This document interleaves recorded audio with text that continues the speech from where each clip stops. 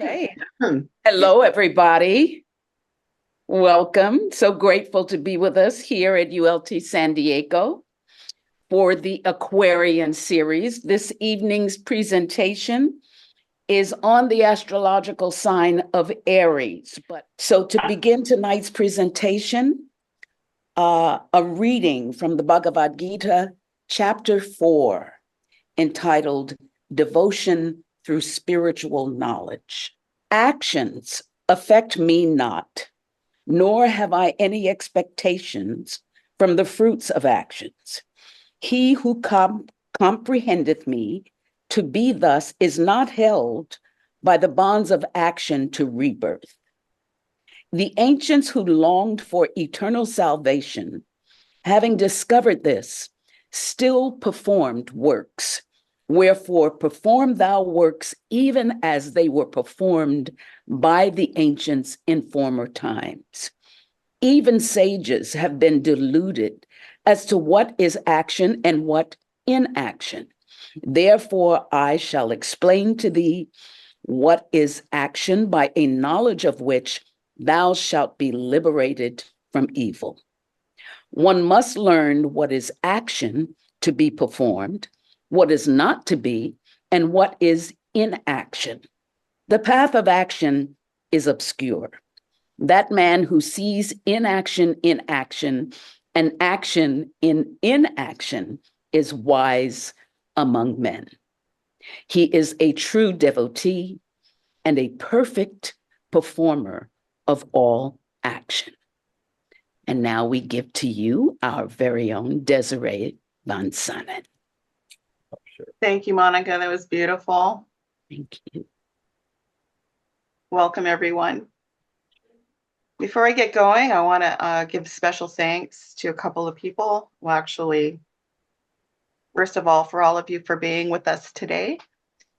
I want to give special thanks to Michelle Christie for allowing me to utilize a few of her slides from a very wonderful and comprehensive presentation she gave earlier this year on astrology. And I also want to give special thanks to Helen Ballberg for because I'll be citing her quite often throughout this presentation. So just to go through some of the points that we're going to touch upon in the presentation, I want to begin. I like to begin with a lot of ideas with the premise that all is one. So although we'll be looking at specifics, it's always, I think, a good idea to start with the most universal concepts and work our way through to the more particulars. Also, humanity and the mystery of time. The triadic expression is expressed through the Holy Trinity, the cosmic breath, Brahma, Vishnu, Siva, color, and sound. Aries, the constellation. We'll just have a few facts about the actual constellation itself. Aries and its relation to planets, elements, modality, and nidanas. And Aries, going back in time, looking at various cultures and myths. And we'll finalize it by reciting the hymn to Amun-Ra or Amun-Ra.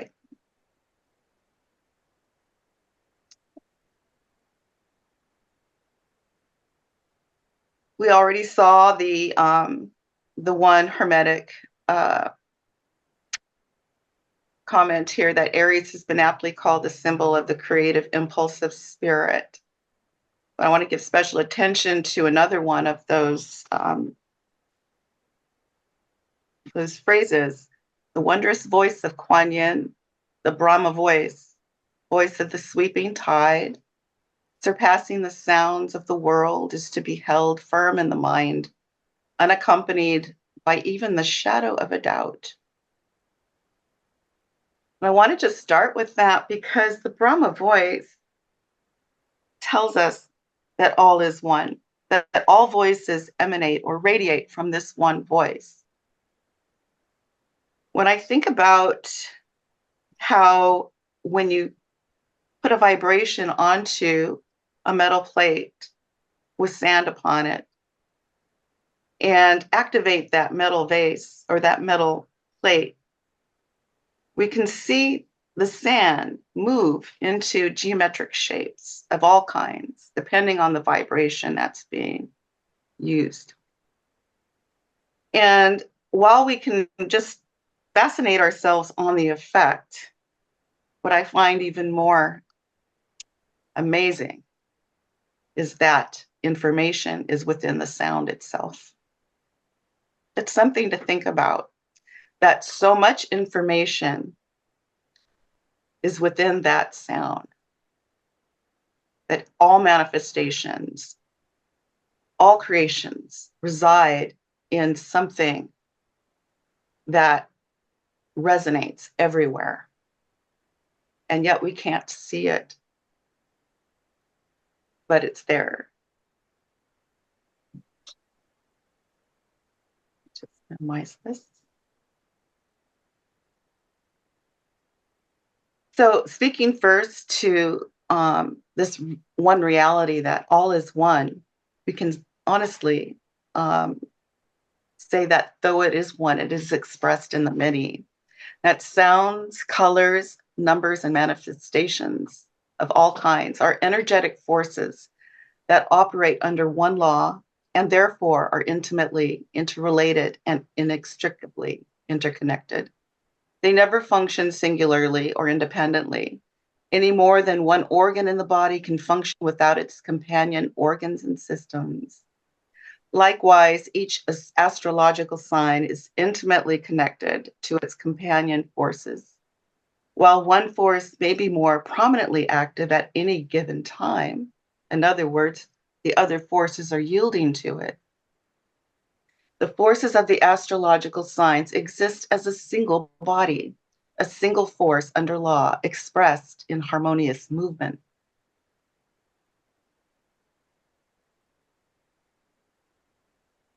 I want to talk about time in of itself for just a moment. I am not an astrologer. It's one way that I can understand astrology is through the mystery of time. By roughly 2000 BC, humans began to measure time mechanically, but that was not by far when they started measuring time. What is amazing is how often we encounter and readily refer to a collection of glyphs that speak to the movement of the stars in the heavens, the sun and the moon in relation to our perspective here on Earth through the simple dial of a clock. Since the beginning of time, man has pursued an understanding of the passing of time, its cycles, patterns of change, and influences that those changes have had on his survival. Observation of these patterns in movement has helped him to know when to seed, when to harvest, how to navigate by land and sea, when to conceive, to perform sacrificial rituals, to predict future events and gain perspective on past events, when to wage battles, and to detect omens on the horizon.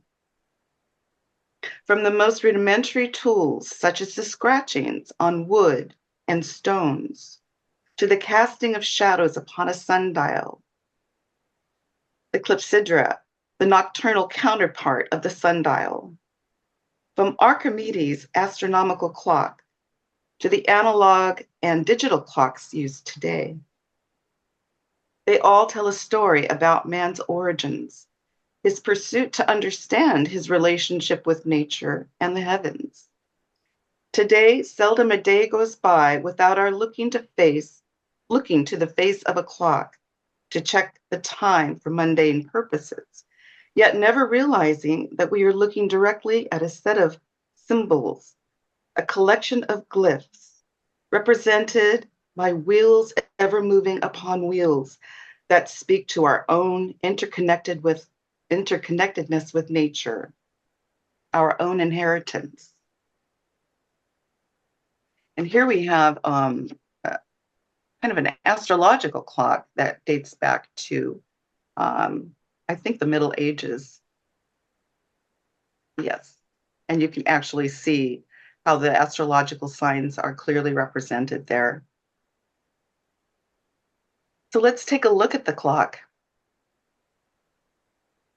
Now, we can readily see that starting with a heartbeat in the middle or an engine, excuse me, an engine in the middle, which is operated by wheels upon wheels, the second hand moves in coordination with the minute hand, and the minute hand moves in coordination with the hour hand.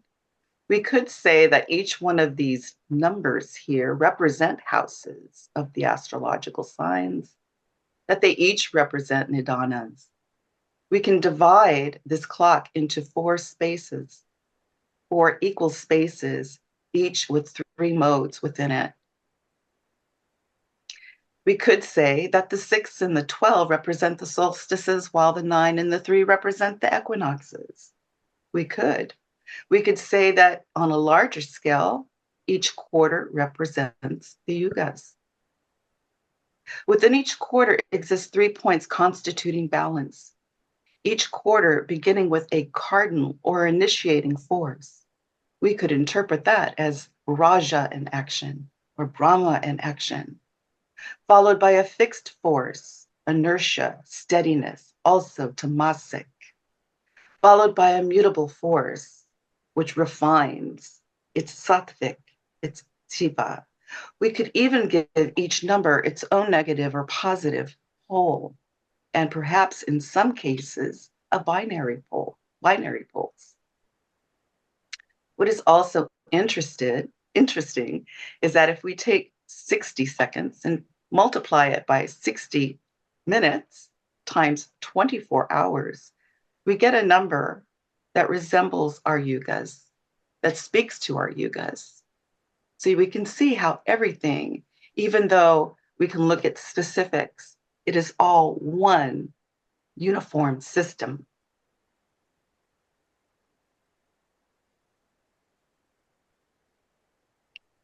In the stanzas, in stanza 7, it says, "Behold the beginning of sentient formless life. A, the hierarchy of creative powers is divided into 7 or 4 and 3, esoteric within the 12 great orders, recorded in the 12 signs of the zodiac. The 7 of the manifesting scale being connected, moreover, with the 7 planets. All this is subdivided into numberless groups of divine, spiritual, semi-spiritual, and ethereal beings."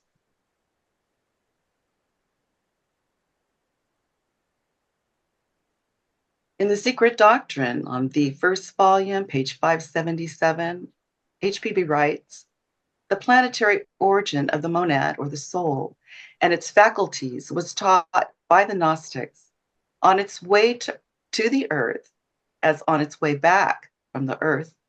Each soul is born in and from the boundless light and had to pass through the 7 planetary regions both ways." She was citing C.W. King on Gnosticism when she wrote, "The astral rulers of the spheres, or the planets, create the monads, or the souls, from their own substance, out of the tears of their eyes and the sweat of their torments, endowing the monads with a spark of the divine light, which is their substance."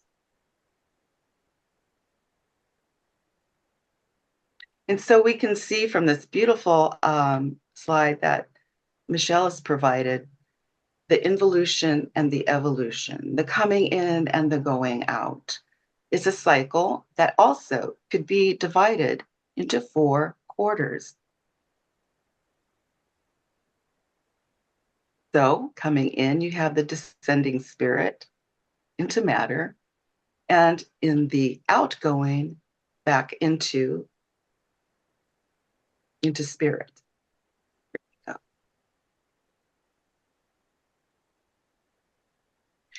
So now we're going to talk a little bit about Aries, some of its elements that are important to this particular segment of the whole cycle. Aries planet is Mars, its element is fire, its modality is cardinal, and its nidana is avidya. We'll get a little bit more into that as we go further. It's referred to as the fiery breath. the sacrificial emanation, and we'll get more into its sacrificial properties. It is the creative impulse of spirit, searching, aspiration, the reignition of the bohatic spark that leads to purification. We all know that fire is related to the purging and the purification of the soul.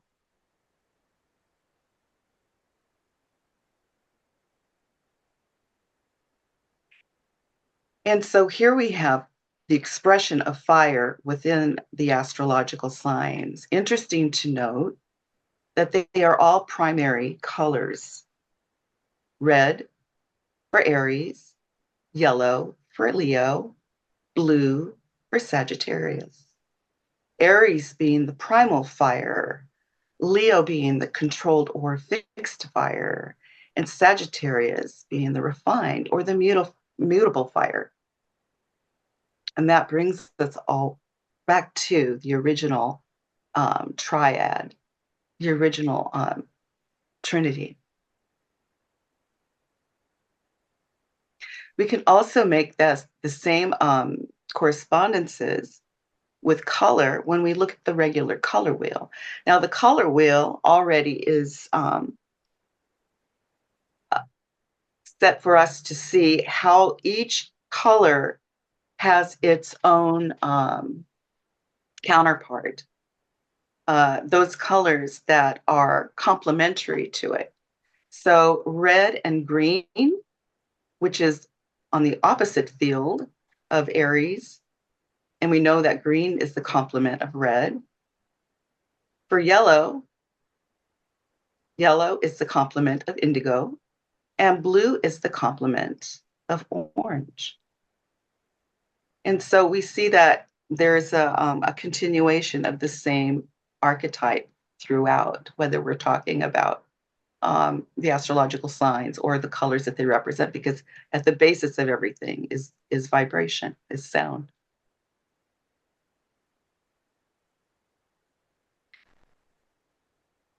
The regally controlled fire of Leo and the subtly refined fiery energy of Sagittarius are anticipated in the primal fire of Aries. Closely related to Aja, the cosmic self, Aries vibrates with the force of its personified ray, and on the lower plane of incarnated effects, the image of a larger selfhood is strongly reflected. The energy of fire incarnate polarizes and concentrates and is the cause of all separations and reunions in matter. As consciousness, it gathers into a strong sense of self, which is limited, its movements manifesting as death and rebirth. There is promise in Aries for a new beginning, a new opportunity, but there is also the painful loss of cosmic vision, which manifests as an inversion of perception and marks the re-entry of the soul into the old cycle of samsara. This taken from the Theosophical Astrology. And so it does speak here to this idea of sacrifice. It's sacrificing itself of the cosmic light as it manifests. A little bit about the constellation now. The constellation of Aries has a total of 9 stars, too faint to see except for its main 4. Amal, which is the head of the ram, Sheraton, which is, okay, right there. Well, you guys can see with the numbers. Bharani, the triple star system, and Misartham, and that's a binary multiple star system.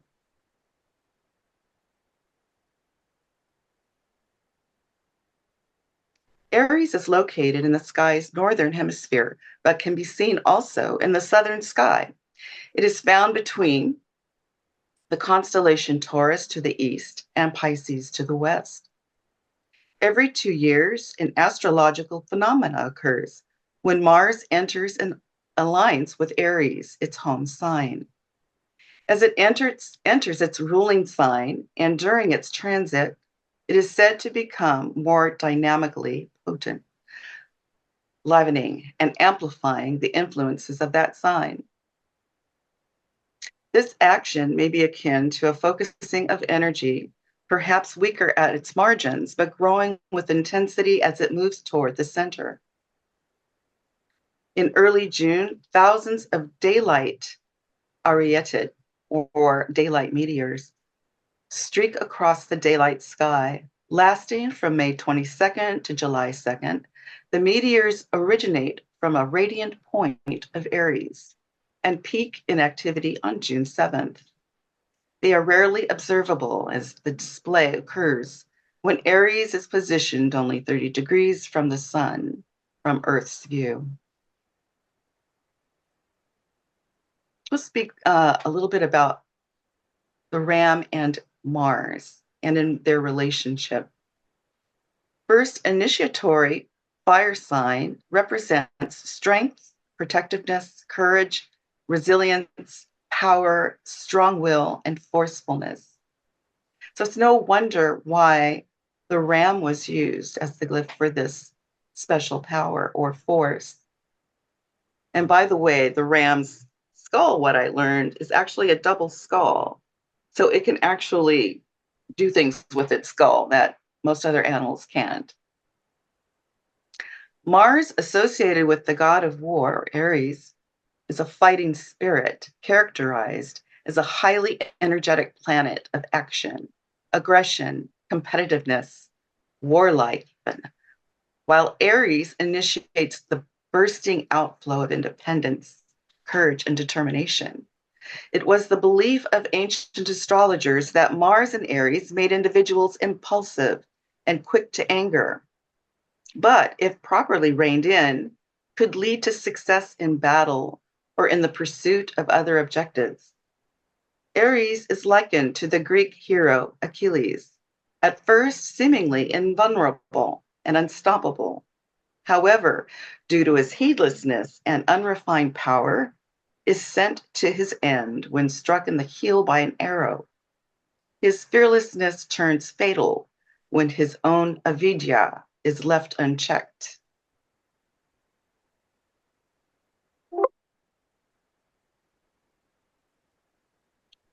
Aries, as the fire and cardinal sign, has been called the symbol of the creative impulse of spirit at the moment of its inception.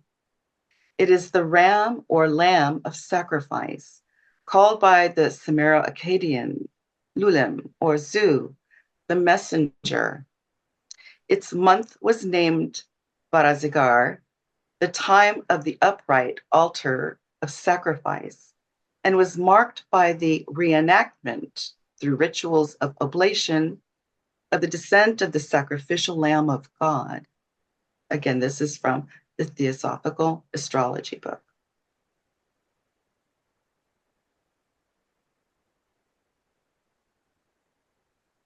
Ms. Volberg goes on to write that Aries was considered by ancient and medieval astrologers to be the platform of that which was to come, the foundation of destiny.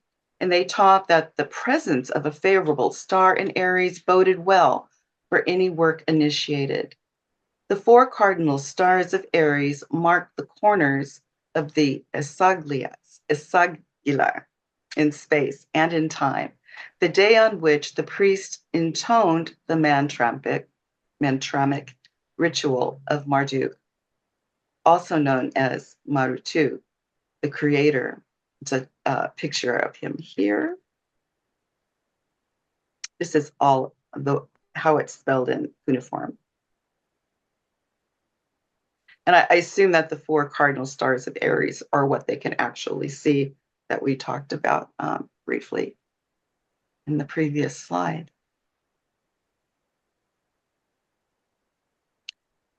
She goes on to say that the constellation of the Ram marks the zone in heaven, the aperture through which the sacrificial emanation commences. The heavenly pattern of stars was called by the Babylonians Iku, and they believed its power to be that of a great archetypal design, a sign of God's manifestation to be emulated on earth. They used the base of 4 of its stars as the inspiration for the building of the Esagila, the temple of Marduk. It's interesting to note that just the number 4 is considered kind of a base or a fulcrum anyway. Up to the time of the Christian era, the spring equinox occurred in Aries, and festivals of the new year included creation rituals. On the 4th day of such rites, the high priest would face to the north and intone the words, O Iku through Isagila, likeness of heaven and earth. They believed that the stellar temple body in heaven was reflected in the 7-storied temple body in the world, and that its cosmic design offered the blueprint for the 7-fold levels of manifestation that were to follow. And here is actually, yes, this is Marduk and his eldest son, and Enki, and we're going to talk a little bit about Enki. And I apologize in advance if I'm not pronouncing these words right.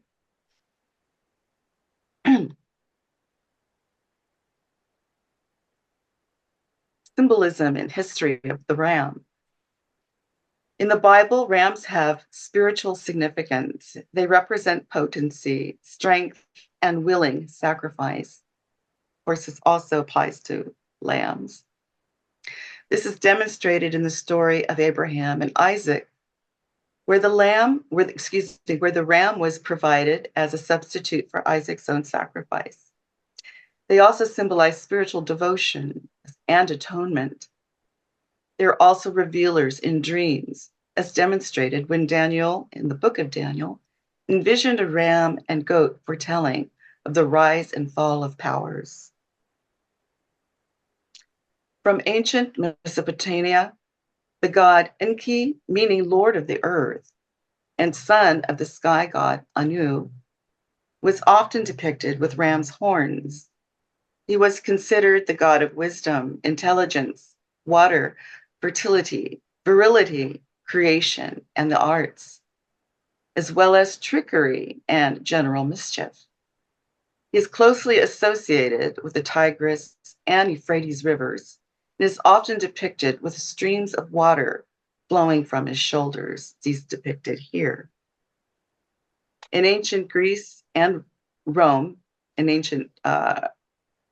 Rome, I guess, the ram was often featured in stories and rituals, as is evidenced by the Golden Fleece legend and the tale of Zeus transforming himself into a ram.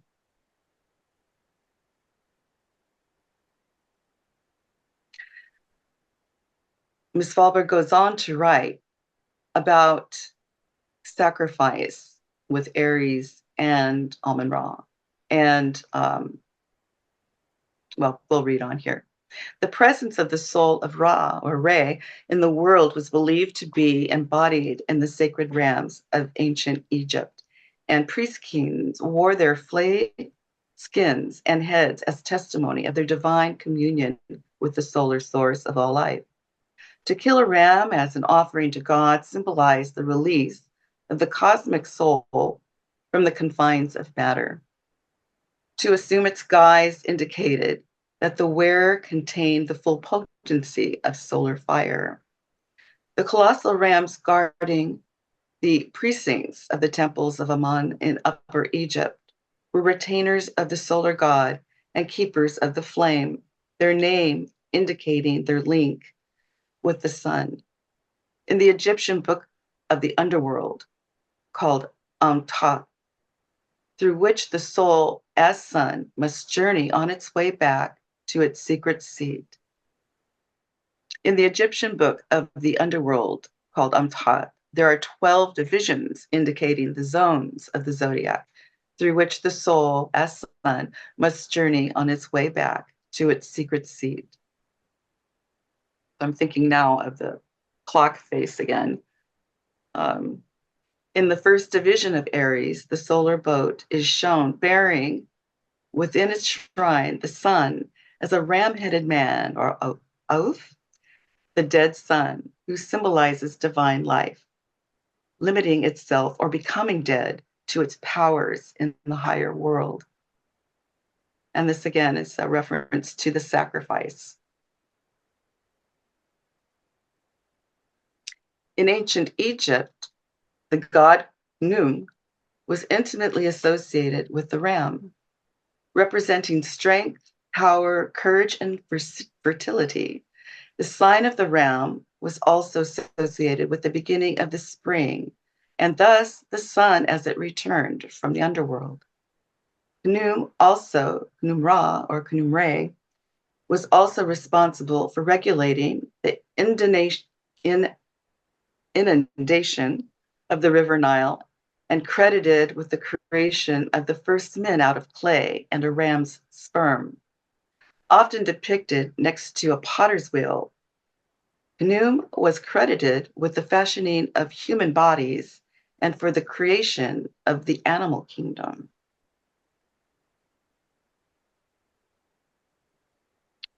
Due to his connection with the life-giving Nile, this god was considered to be the soul of Ra or Re, and was also referred to as Khnum Re. His likeness was revered from the first dynasties up to the Greco-Roman period. The horns were honored as representative of his power to create and regenerate.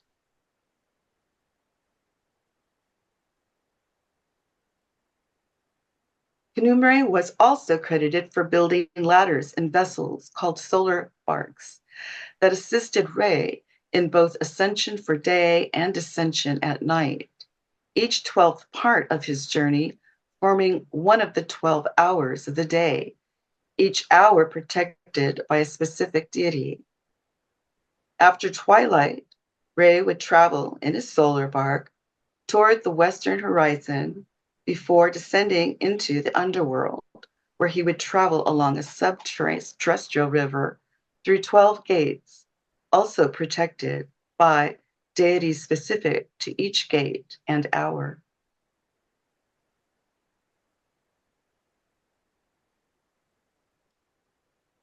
It's a little bit on Daksha.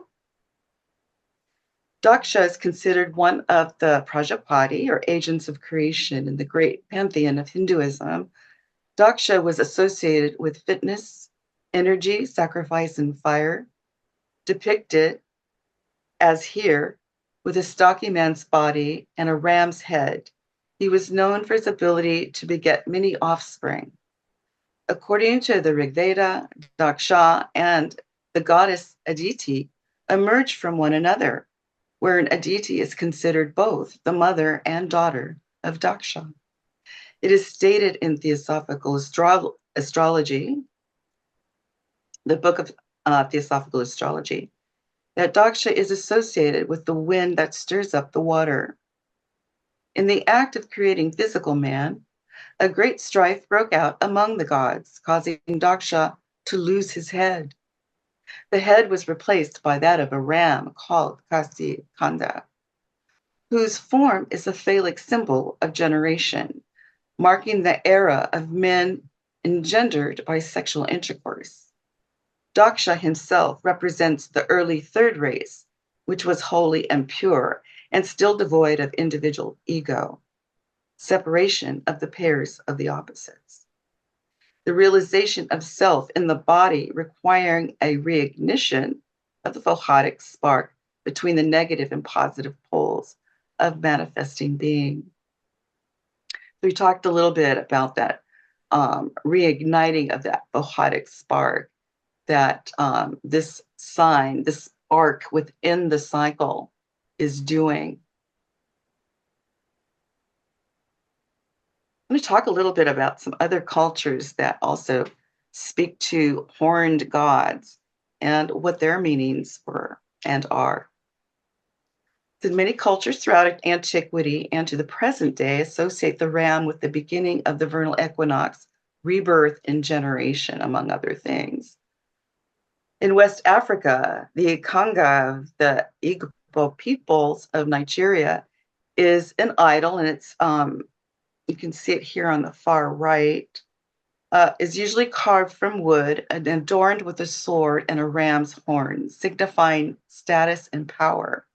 The idol is seldom seen in homes today due to the advent of Christianity and widespread conversion practices. The Gaelic or Celtic Sernanos is a Gaelic word meaning horned one, and it's up here in the top of the page. It exhibits an antlered god human and represents Lord of the animals, fertility, nature, strength, and virility.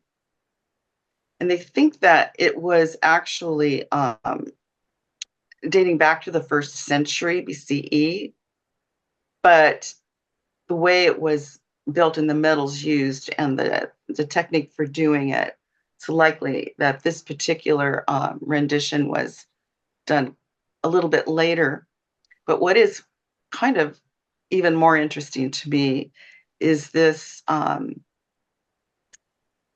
here of Pashupati. It's a Pashupati seal dating back to 2300 BCE. And it's showing what they believe is a depiction of Shiva, and it looks almost exactly like the one above it, which to me is very interesting because, we're talking about areas that are far apart and distanced geographically as well as in time. But when you look at them, they're surrounded by animals. They're both sitting in a kind of a yoga style seating, and both bear these horns. Although the one on top looks more like they're antlered, but still quite an amazing resemblance between the two. Talk a little bit about the ram's horns. From Theosophical Astrology, Ms. Wahlberg writes that the graceful glyph of Aries depicts the arching horns of a mountain sheep, but its curves also describe a bursting fountain of water, or the extended arms of a descending being embracing the concerns of the earth. The soul of Re comes into the world. And here are some other observations. In ancient Egypt, Khnum or Khnum Re, primary function in the inception of humans was conveyed by the ram's horns, symbolizing strength, forwardness, virility, and fertility, and the cyclical systems governing birth and rebirth. The ram's horns are considered a holy relic in Jewish history, known as the shofar, scripturally referred to as a trumper. It is still used today for specific purposes during high holidays, and it is said that when the shofar is blown, it heralds the everlasting covenant God established with its people of Israel. And there are different types of ways that you blow the shofar in terms of whether you do, long, drawn out trumps or very short ones in a certain sequence can have different messages and different callings to the people. Oops, went the wrong way.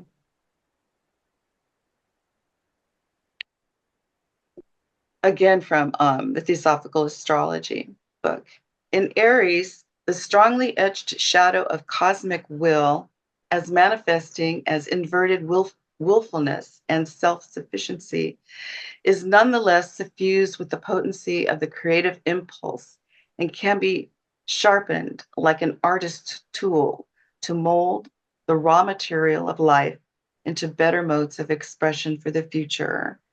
It is in recognition of that initiates who worked and created on behalf of man were portrayed by the Egyptians as ram-headed men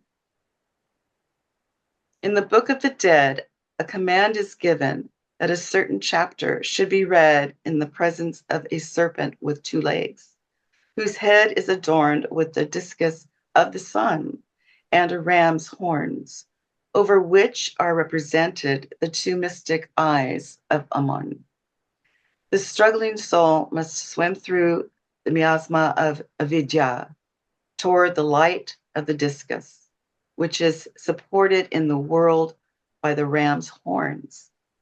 He must fasten his gaze upon the pointed glow within his head, and while all around him darkness grows, he may advance slowly and steadily toward the celestial aperture that gave him birth.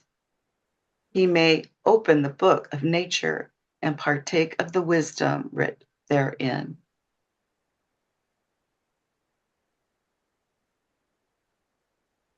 And to close it out, I was going to ask if someone could read the hymn to Amun-Re here. Anyone? I could do it. Thank you. Thank you, Shelly. I don't know how you did all of this. The hymn to Amun-Ra. The gods adore thee, they greet thee, oh, the one dark truth. The gods bow before thy majesty by exalting the souls of all that which produces them, and say to thee, peace to all, emanations from the unconscious father of the conscious fathers of the gods. Thou producer of beings, we adore the souls which emanate from thee. Thou begettest us, O thou unknown, and we greet thee in worshipping each God soul, which descendeth from thee and liveth in us. Beautiful. Thank you, Shobha. Okay, that is going to conclude it for me. So we stop share here. Well, Desiree, thank you so much. What a comprehensive, full to the brim presentation. Just lovely. Well, thank you. I said I'm no astrologer. We all have our areas of interest, me with numbers, but we all have an interest in archetypes. So I hope the astrologers that are out there can assist with questions. Absolutely. I humbly ask. Just beautiful. I know Michelle's out there. Help Michelle. No. Okay, so let's jump in with question. Judy Saltzman has her hand up. Judy? Yes, Desiree, thank you for a remarkable presentation linking astrology and ancient religion and astronomy and so much. Shows that knowledge really is one and comprehensive. But I have a question about your early data about the yugas, because it's quite interesting. I think the Silver Age, I forget the Sanskrit name, is 864,000 years. And I noted that you said 864 million years, 5 times is the duration of a kalpa, 4,320,000,000 years. And so my question is, how does this really connect to the zodiac? I didn't fully understand that. And maybe it can't be fully understood, but it's an amazing piece of math. So thank you. I think at the same time, it's kind of a simple math because, everything is divisible by 3. Yeah. At the same time. And we know that 3 and 4 plays a prominent role in whenever we look at any kind of 360-degree cycle. So it's not, it almost speaks to itself that those numbers are going to roll around. But when I and I don't know what caused me to do the math. They were just, I wonder what would happen if I multiplied this by that. And then I looked into it a little bit and I found that there were also a lot of other people doing it. So, and making the same correlations.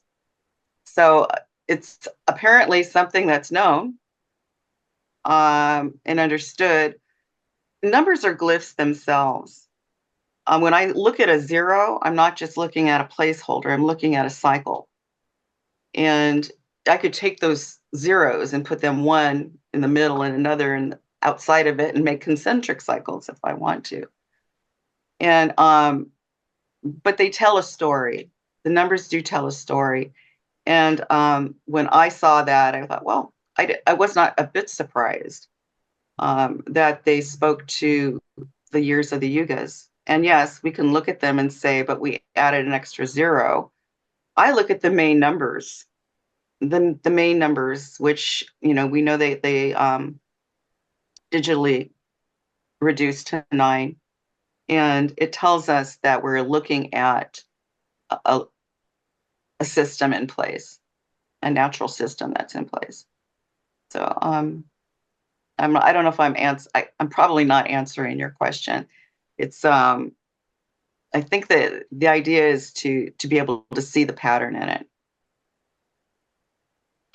Okay, thank you. Wonderful. Well, I had a question, Desiree, and it's regarding one of your early slides that, if I remember correctly, referred to the Akkadian, and it used the word ZU.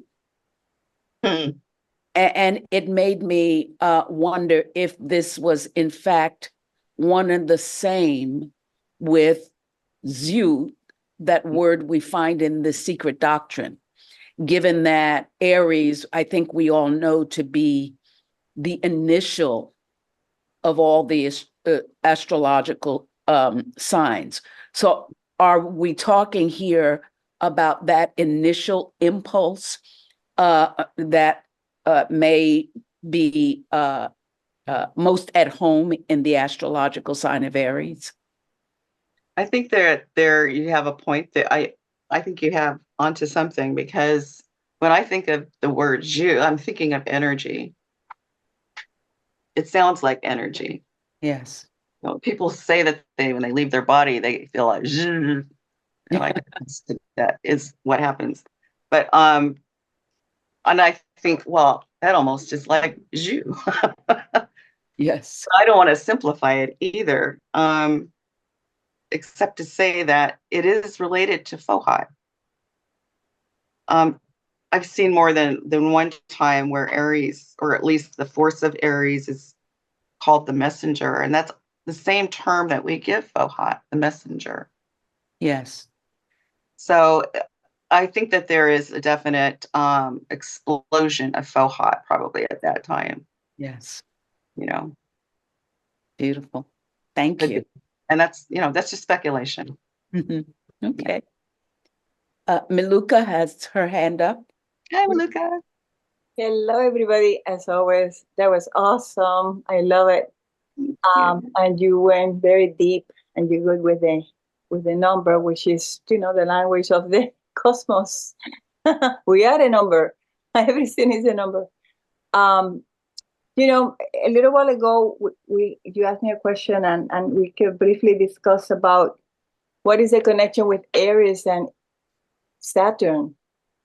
Because HPV talks about that during the time of the Golden Age, it was Aries was on Saturn. And I keep thinking about it, and I'm trying to dig more information, and maybe is that in every yuga, they switch the turn. So it's possible that that's what happened. We are in the Iron Age. Mars is a planet of iron, right? The war. We are at war with each other and with the whole world and nature, right? So everything is kind of upside down. So yes, might be the call of Aries working with that planet. But as we move upwards, is going to change, the sector is going to change, and maybe Aries, when it comes to the Silver Age, then it will be a different planet that is connected with that, and so on until you go back to the Golden Age, in which Saturn and Aries, combine their strengths to bring us forward, wisdom, and as you know that Saturn is a father. He is our instructor, our teacher. It's just a thought. And thank you so much. Thank you for that. Thank you for that. I wonder if Michelle has anything to add to Maluka's comments. Anything? You don't have to speak. I don't want to put you on the spot. We do have one comment in chat from Victor to everyone, evening all, and thank you, Des. You're welcome. Beautiful. I have a question. Jonathan has a question.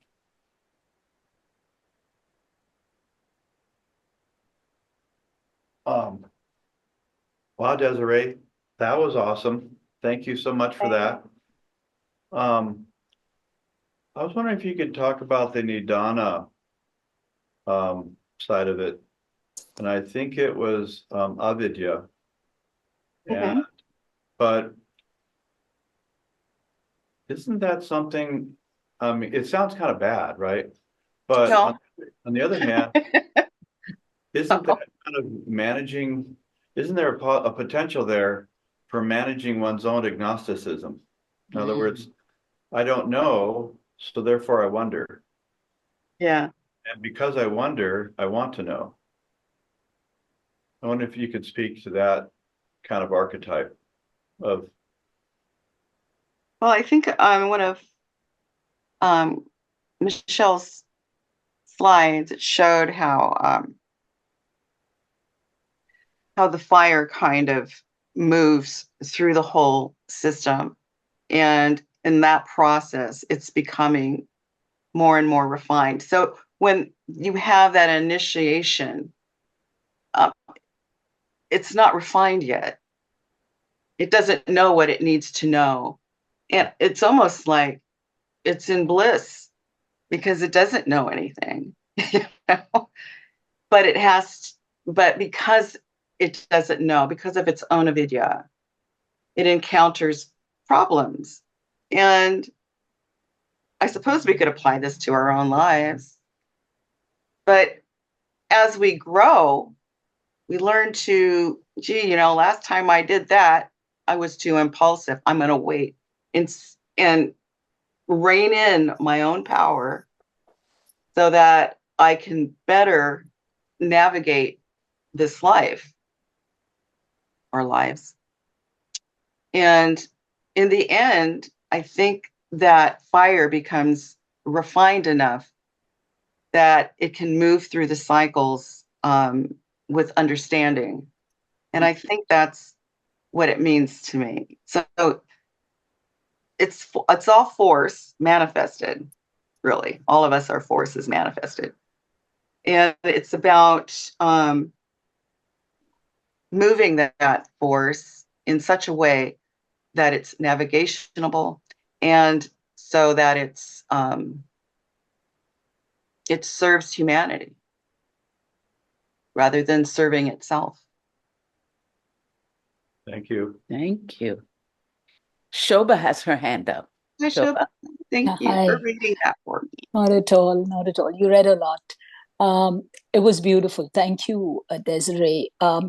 My question is about, I don't know if I'm dreaming or whether I saw this. You had the word aja in one of the slides when you talked about, am I right? You talked about Aries. And it's very curious that you should say that because the Sanskrit word for Aries is Mesha. Mm. And according to Subbarao's article, The 12 Signs of the Zodiac, he says the synonym of Mesha is Aja, which means not born, and he equates it with Parabrahm. So I think it's curious being the first sign of the zodiac, and also this article talks about the fact that, and you mentioned Aja in one of your, so I think it's very curious. And being the first sign, he equates it with Parabrahm. Any comments? Anything you would like to add? Just that I think I remember it saying it was the first ray, the first solar ray. Mm-hmm. So it's very, very close to the sun. Yeah. What Beautiful. I find curious when I read her article on Aries was this, what does she call it? It's like the vent through which it comes. I can't remember what it said. It's just like a little slit or something that it comes through. Mm-hmm. Yeah, and the other comment that I felt about Aries being the first zodiacal sign is in India, especially in South India, our new year starts in April, where the sign of Aries is. So many states in the South, I'm not sure about the North, but I know definitely in this, it's the first month, even in the North. It's called Chaitra in the North, and it's called Chitra in the South. But it's April is our new year. So it's fascinating that it's also the first sign of the zodiac. It actually makes sense. Mm-hmm. It makes real sense. Yeah. Thank you for that. No.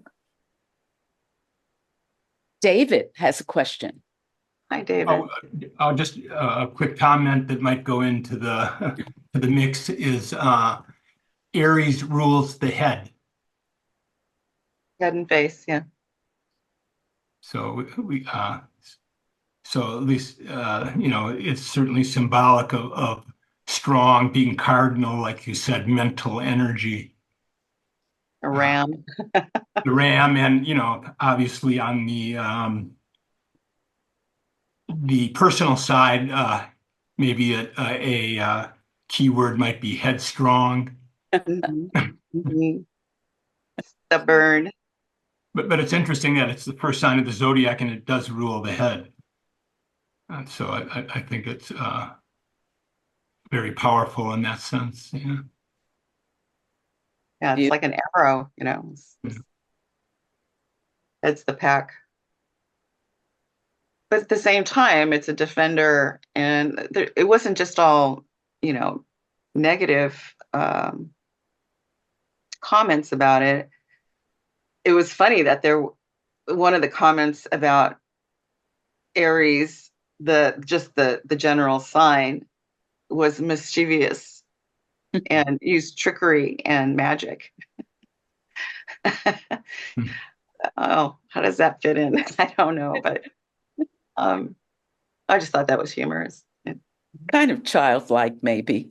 Maybe, yes. Headstrong, childlike, determination, the good blissful of its own actions, yes. Great. Well, we do have a comment in chat. Truth, do you want to read it out to Desiree? Sure. I was looking on Wikipedia about farming in ancient Egypt, and the Nile flooded, and then they would inundation. Yeah. So in March and May, which is Aries and Taurus, is when they would. Sorry, I think that's when they may have used bowls on the farms. Sorry, I don't have more. But the ram and the bull associated with the sun symbolism, and the sun and agrarian culture associated with farming. what do you think of the tie-in between farming and the Nile and all that? Well, I know that most of these solar gods, Kunumra and oh no, I can't think of yeah, Ek, Ekli, Elki. Um, both were associated with rivers, and what they think is that as the rivers overflowed, um, very nutritious silt would build up, which would feed the flora and fauna. And so they associated not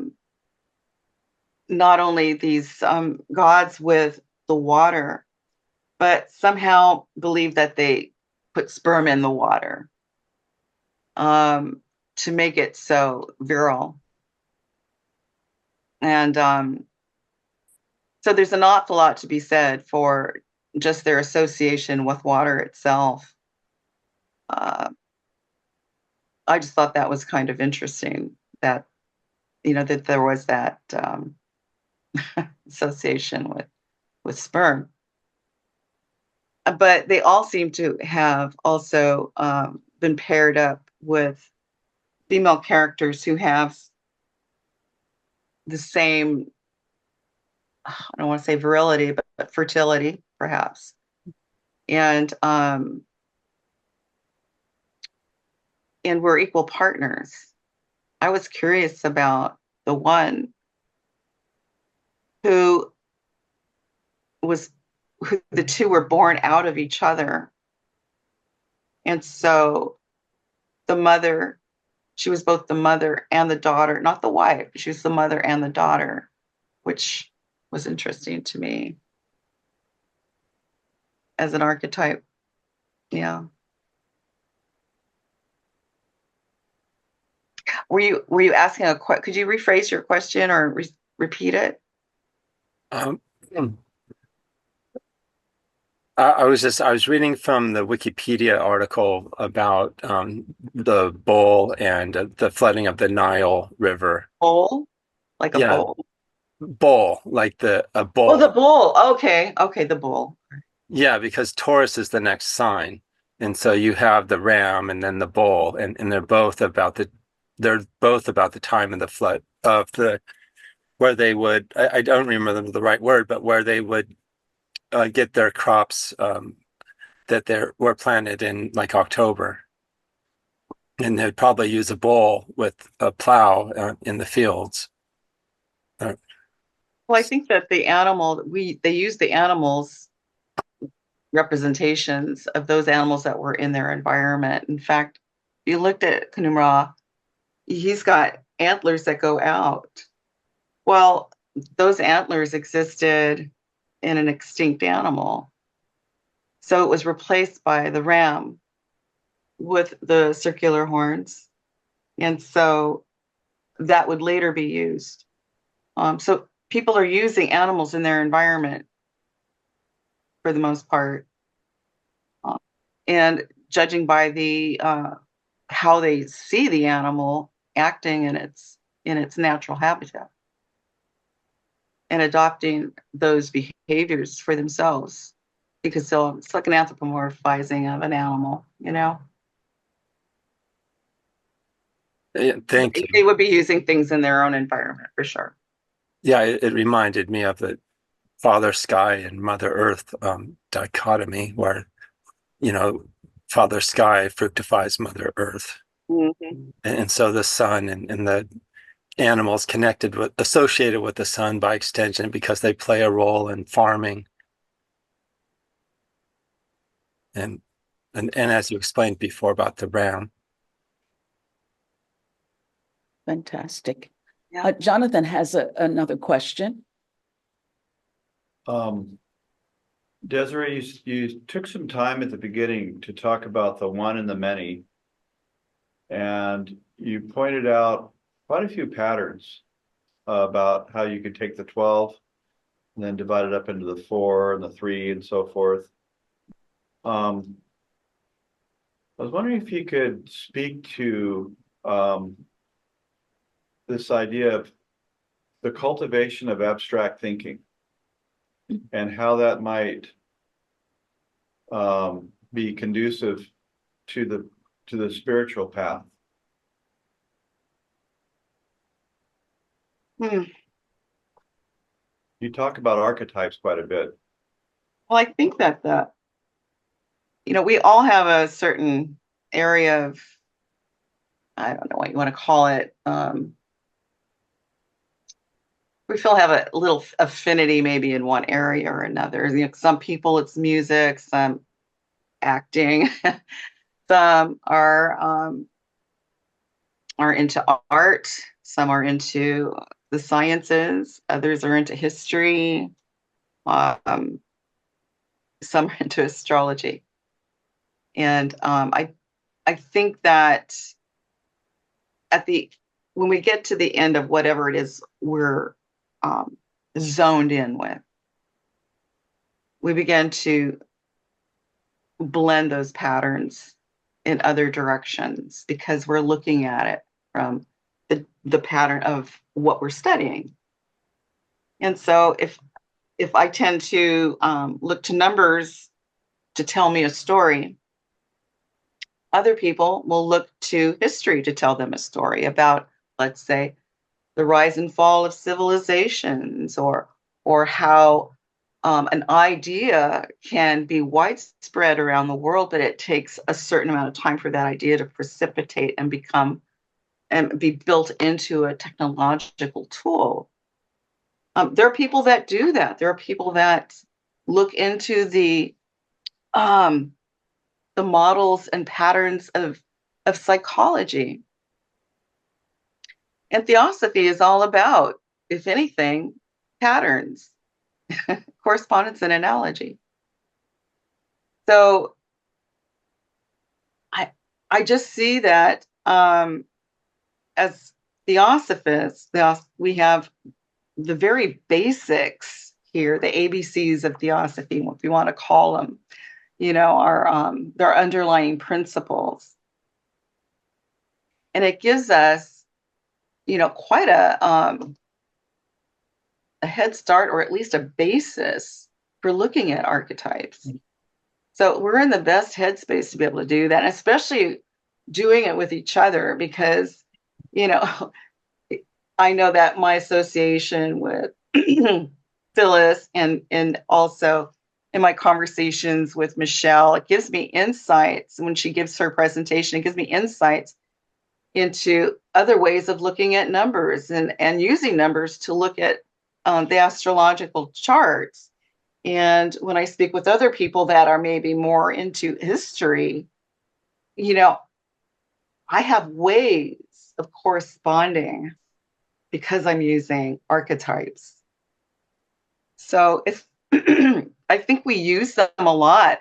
I don't know that we always recognize that we use them, but I think that they're pretty fundamental to the way we think. We just don't recognize that we do it. I don't know. It's an idea. Yeah, I think archetypes help us get out of kind of the realm of opinion and moving in the direction towards real thought and real knowledge. Mm-hmm. Yeah. All right, I'm talking too much. Other people talk.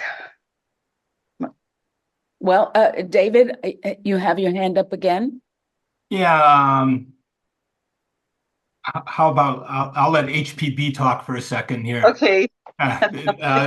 This is from Isis Unveiled. She says, astrology is a science as infallible as astronomy itself. And then she goes on to say, astrology is to exact astronomy what psychology is to exact physiology. Mm-hmm.